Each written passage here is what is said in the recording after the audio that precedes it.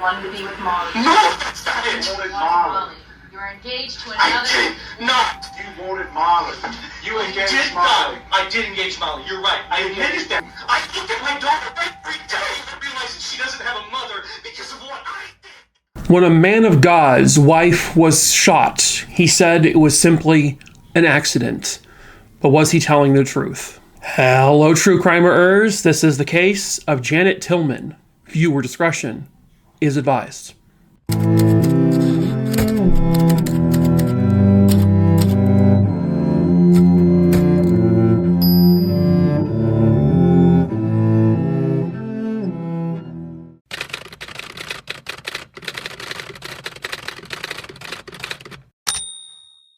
Janet Loretta Harper was born on January 18th, 1965. She grew up in a very loving home. She had 2 sisters and a brother. She was an aunt to many nieces and nephews. Janet was described as a truly gentle person. She was very nurturing, and motherhood was going to eventually be her destiny. She always remained humble and cared deeply for others. Eventually, she does become a mother, and she is a wonderful mom. She is a devoted wife. Janet was described as like the person who was the glue to hold a family together.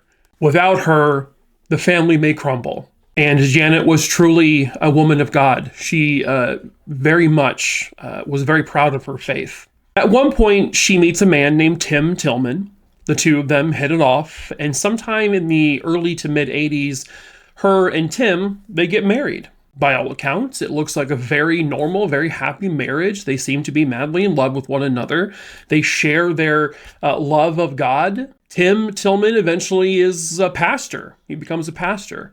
He does pastor work in Florida. Then eventually the family moves to Minnesota, and then they find themselves in Alabama. Tim and Janet will also go on to have 2 kids. They had 2 daughters, 2 very smart, kind, and loving young girls. This all appears to be a very happy family. But was it really? Tim, when he was doing his pastor work, was described as a very boisterous, very charismatic person, very animated. He was big in his movements and the way he talked. Described as someone who truly knew how to use his words correctly.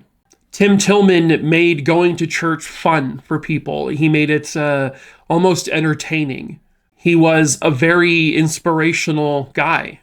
The family moved to Alabama around 2003 or so. They moved there from Minnesota, and that's where they would settle down in Vincent, Alabama, this really kind of small, close-knit community, one of those places where basically everybody knows everybody, everyone knows everyone's business. It's kind of difficult to hide anything from anyone there. This is one of those towns where it's easy for gossip to spread, but it was always perceived as a very family-oriented, very welcoming community. Tim would end up becoming the senior pastor at the Vincent Revival Center, and that's actually where he, Janet, and the 2 girls would actually end up living on a property attached to the church.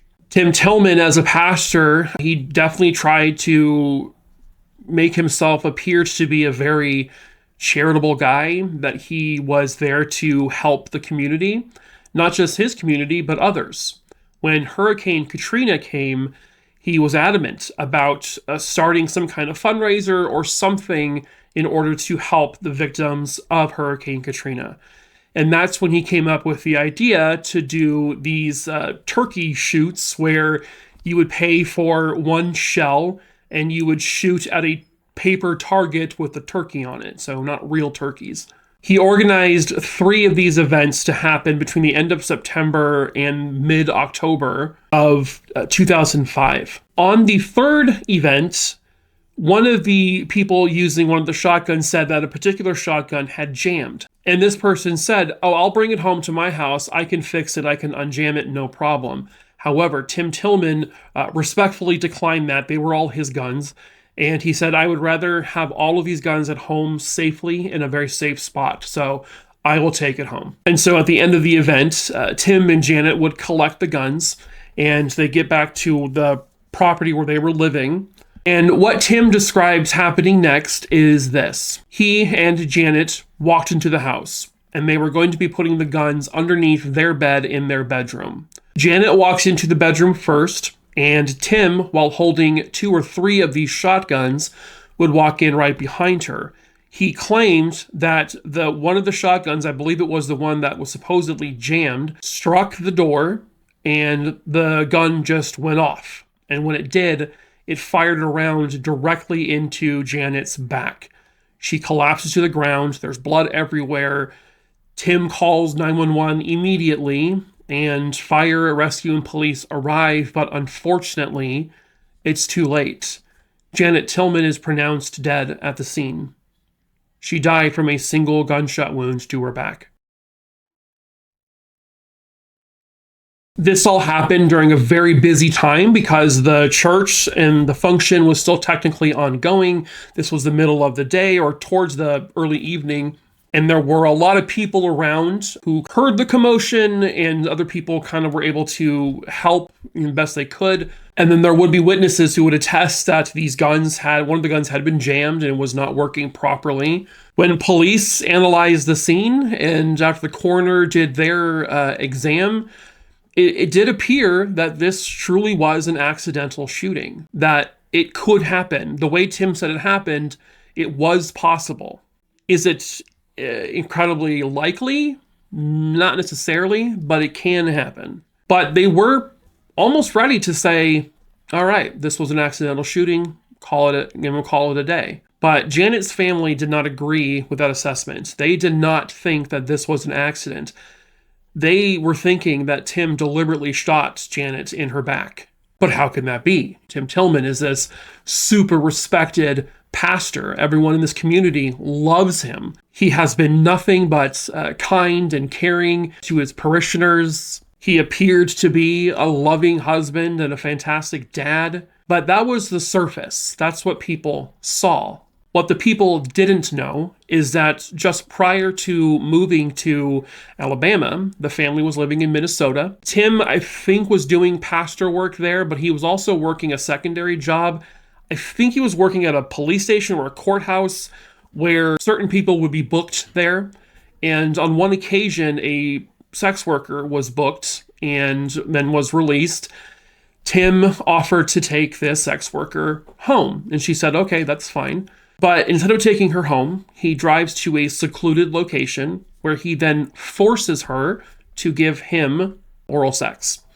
This was not a transactional thing. This was not her doing her work. This was not an agreed upon thing. This was him forcing her to do it against her will. She does it, but then eventually she will put out a complaint, and Tim Tillman is actually arrested, and he is convicted of crimes related to this, and he is sentenced to 6 months in jail. At that point, Janet Tillman is like, I don't know how we come back from this. My husband essentially just cheated on me with a sex worker. Do I really know him? And she was debating at that point leaving him.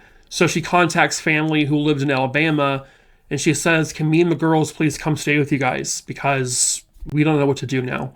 And they said, yes, of course. So they moved down to Alabama, but then a very short time after that, Tim surprises them, shows up to the relative's house in Alabama, and talks to Janet. Janet, they let me out early, and I want to make things right. I want this to work between us.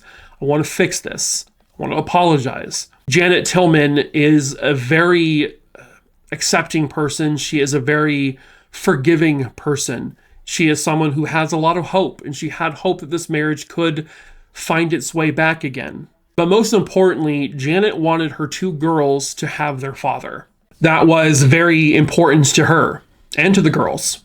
Despite everything, the girls were very happy to have their dad back home. But shortly after Tim finally moves to Alabama himself, he gets the job at the church there. But the police find out about this after Janet is killed, and they begin to think that's maybe a little strange. Maybe he has issues with being unfaithful, but it doesn't mean necessarily he killed his wife.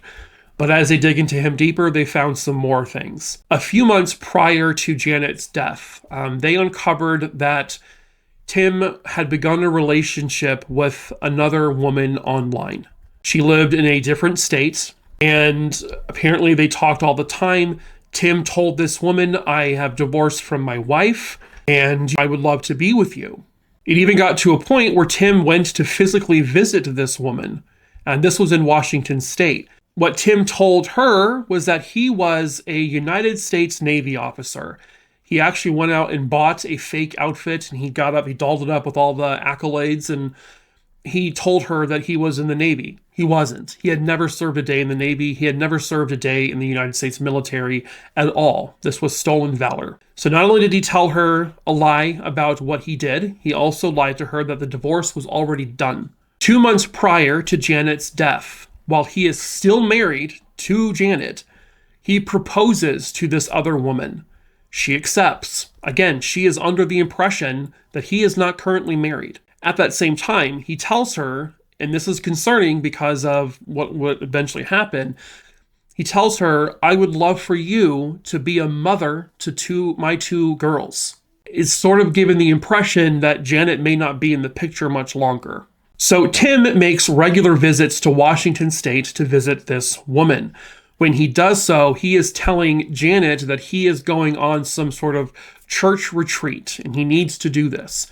It's believable. Retreats happen with churches. And when he is in Washington and goes back to Alabama, he's telling this other woman, he's got U.S. Navy stuff to do. And again, believable. And she accepts it. Both women are completely unaware of all of this going on.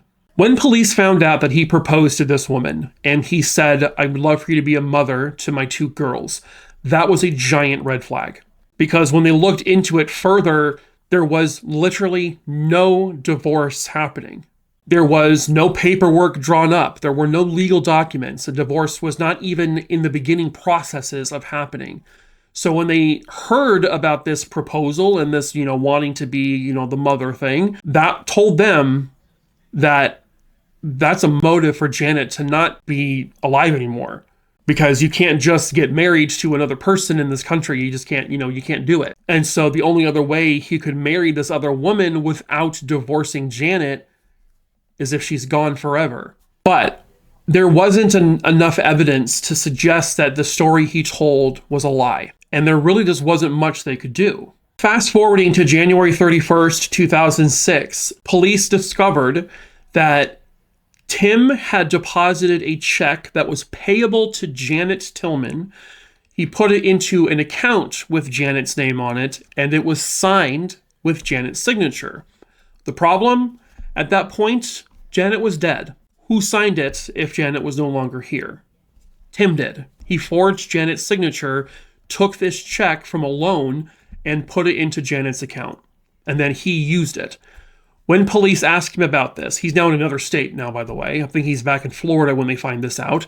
He tells police, oh, that money was just used for her headstone and to take care of family things. They would eventually prove that that did not happen. He did not use it to pay for a headstone or anything like that. This was a forgery. This was technically identity theft. And so that gave enough for police to actually bring him in officially for questioning to eventually charge him with forgery. That was really kind of just their way in, because at this point, with all of this circumstantial stuff piling up, they are beginning to believe that Tim deliberately killed Janet. He did so to be with this other woman. It was just very loud, like no divorce, but he told someone, they're getting divorced and I want you to be a mother to my kids. It all screamed, she's not here anymore, or she's not going to be here anymore, which is premeditated murder. So, police bring him back to Alabama, and they question him first with the forgery stuff. He gives them his, response, which will, again, turn out to be a lie. But then they sort of kind of segue into talking about Janet's death. And at that point, after a few questions, he becomes incredibly confrontational. I'm about to show you a brief clip of his interrogation where you can kind of see his behavior and see how big and loud he became. This is from a true crime show called Handsome Devils, and it's an episode called The Navy SEAL Pastor. So this is that clip. When did you get engaged to Molly? We got engaged the weekend that Hurricane Katrina came through. 2 months exactly prior to Janet's death? you're engaged to another woman while you're still married? Wanting to be with Molly. No, that's not it. You wanted Molly. Molly. You're engaged to I another. did not. You wanted Molly. You engaged Did Molly. not. I did engage Molly. You're right. I admitted that. I look at my daughter every day and realize that she doesn't have a mother because of what I did. I didn't mean to kill her. I didn't.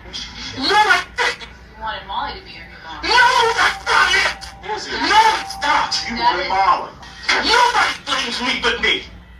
So as you can see, Tim became very confrontational, very, very angry when they tried to accuse him of killing his wife. And it was sort of his behavior, witness testimonies with regards to the forgery thing, the Minnesota situation with the sex worker having a criminal history. He did not disclose that criminal history to the church in Alabama. He hid that from them, with everything to do with this other woman who, by the way, had nothing to do with this. She was not involved. She was also a victim, technically. She had no idea, that he was actually still married. So it was enough circumstantial evidence to arrest him, and he is charged with her murder. He's also charged with the forgery. By 2009, Tim Tillman goes on trial for both things, and they actually put the forgery charges in the same court case as the murder, and Tim Tillman is eventually found guilty of both charges, and he is sentenced to life in prison with the possibility of parole. However, about 2011 or so, the Alabama Court of Appeals, in a 3-2 decision, completely overturned his conviction, not because of evidence suggesting he was innocent of the murder. They overturned it because they felt that the forgery charge and the murder charge should not have been linked together in the same court trial, that they should have been separately.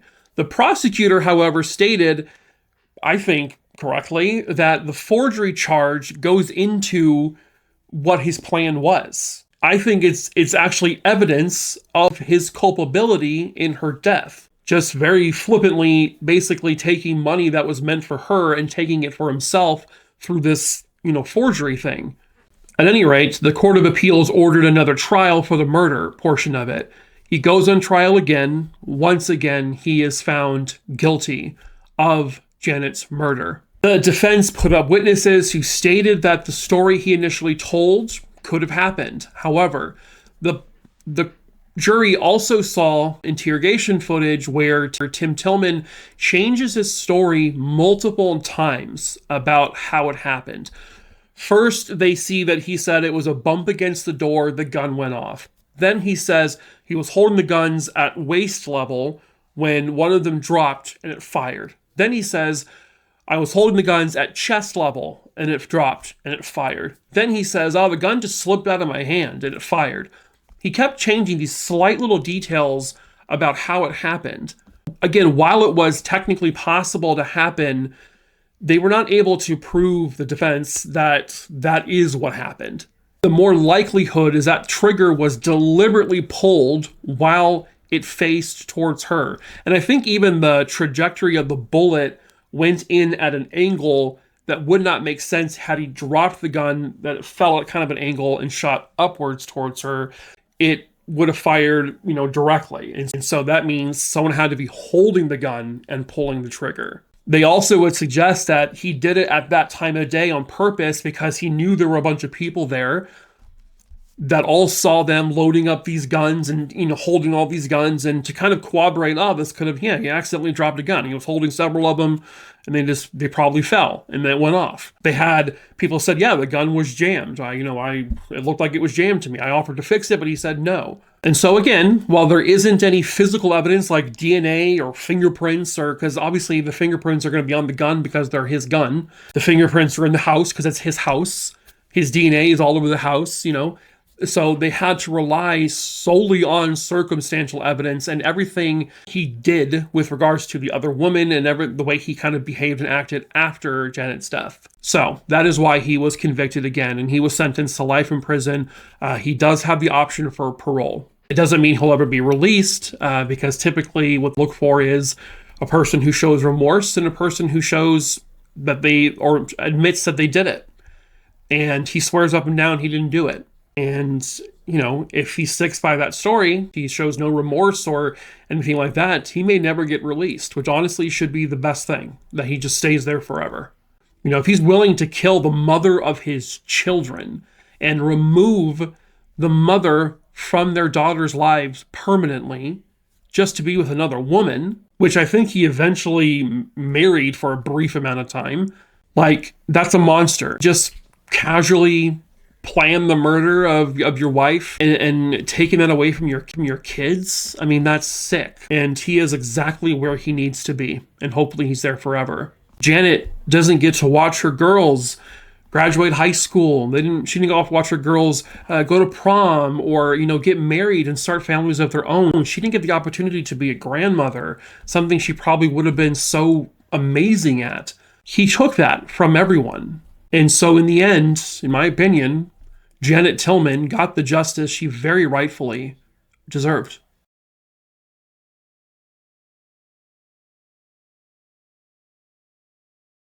But that is it for this case. True crime, Rooney Dooney Dingleberry Dongs. I hope you found it interesting. As usual, hello, my name is Mike. If you're new here, I tell true crime stories here on YouTube, obviously. So please subscribe if you're into that kind of thing. Drop a like, leave a comment so that more people can see the video. Make sure you hit the bell to be notified of when I post new videos. I also tell short form true crime stories over on TikTok. You can find my TikTok link in the description of this video below in the link tree. So feel free to follow that. I do post compilation videos at the beginning of every month here on YouTube of the previous month's TikTok videos, so you can always wait for that as well. Also in that link tree, you'll find my case list. It's over 7,300 names long. If there's a case you want me to cover that you don't see on there, send me an email. My email is listed below as well. Just the name of the case, where it happened, when it happened, I'll add it to the list. I typically choose cases at random, so I can't promise you when I'll cover that case. However, if you are a loved one to a murdered person or a missing person, and maybe the case is cold or unsolved, or maybe it's solved and you still want their story told. But if you are a direct loved one, just let me know in the email and I can make sure that gets a higher priority to do. So at that point, that is it for this video, True Crime Maroonies. So until the next case, ta-ta for now. Don't want to do that again. Okay, you got it. Bye.